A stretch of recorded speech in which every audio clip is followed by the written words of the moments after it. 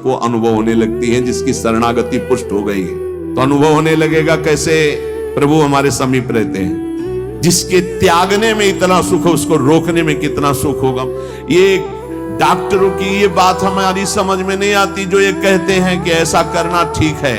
हमको उन लोगों की बात समझ में नहीं आती जो कहते हैं सर्वनाश का खेल खेलो और तुम स्वस्थ रहोगे। कैसा कलयुग बढ़ गया है कि प्रमाण दिया जाता है सीरियल नौटंकी नाटकों से और डॉक्टरों से। कैसी बुद्धि भ्रष्ट हो गई है उपदेश देने वालों की। शरीर में जितनी पावर शक्तियां हैं उस सब का अंतिम रूप वीर्य है और उस पावर का नाश करने वाला कभी स्वस्थ रह सकता है। और रात्रि के सोने के समय ज्यादा सावधान रहे, उस समय वेदना काम की जरूर जागृत होती है। हर साधक को 2-4 किलोमीटर दौड़ लगानी चाहिए, 40 मिनट व्यायाम करना चाहिए। व्यायाम जरूरी, शरीर को थकाना ब्रह्मचर्य के लिए आवश्यक है।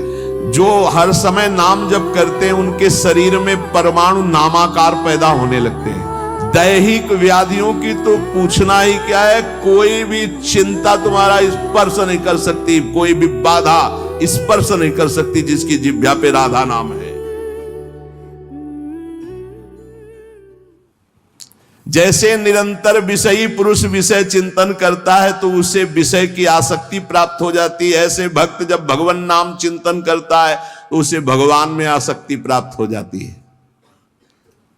जैसे विषयी पुरुष विषय चिंतन करता है तो विषयों में आसक्ति हो जाती है जिसमें है ही नहीं कुछ,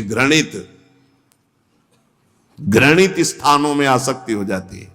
फिर सच्चिदानंद का जब चिंतन होता है तो उसमें आसक्ति हो जाए तो कैसा आनंद होगा। 3 बातें उपासक को अनुभव होने लगती हैं जिसकी शरणागति पुष्ट हो गई है।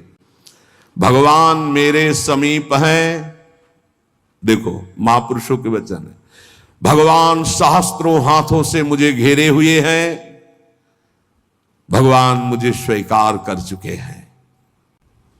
ये 3 बातें शरणागत के अंदर आ जाती हैं। भगवान मेरे समीप हैं, भगवान मुझे शास्त्रों भुजाओं से ढके हुए हैं, मेरी रक्षा कर रहे हैं, भगवान मुझे स्वीकार कर चुके हैं।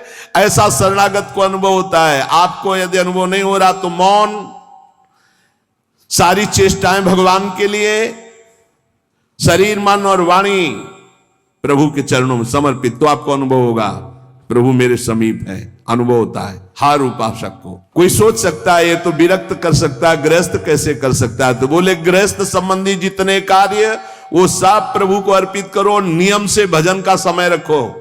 इतने समय ठाकुर सेवा, इतने समय पाठ, इतने समय भजन, इतने समय ड्यूटी, इतने समय अपने कार्य। समय से सब कार्य, संसारिक कार्यों को भी समय से करो और भगवद अर्पित करो। बहुत अमृत में वचन है, पता नहीं आपको कैसे लग रहे हो। बिल्कुल अंदर का ऑपरेशन है। जब तक दूसरों से क्रोध करते हो, द्वेष करते हो, कपट भरा व्यवहार करते हो, स्वार्थ रखते हो, अभिमान भरी बात बोलते हो, दूसरों की निंदा करते हो, तो हृदय में विद्यमान रहने पर भी भगवान का अनुभव नहीं कर सकते कि वो मेरे समीप है। ब्रह्मचर्य में जीवन परम पुरुषार्थ में जीवन होता है। ब्रह्मचर्य ही ब्रह्म की प्राप्ति का मुख्य हेतु होता है। ये मुख्य हेतु होता है। मान लो जिसके त्यागने में इतना सुख है उसको रोकने में कितना सुख होगा। मान लो ये डॉक्टरों की ये बात हमारी समझ में नहीं आती जो ये कहते हैं कि ऐसा करना ठीक है। हमको उन लोगों की बात समझ में नहीं आती जो कहते हैं सर्वनाश का खेल खेलो और तुम स्वस्थ रहोगे। भगवान ऐसों की बुद्धि को बचाएं जो प्रमाण देना चाहिए कि हमारी नई पीढ़ी, हमारी नई समाज कैसे संयम में रहकर ऊपर उठती है। कोई भी घड़े में छेद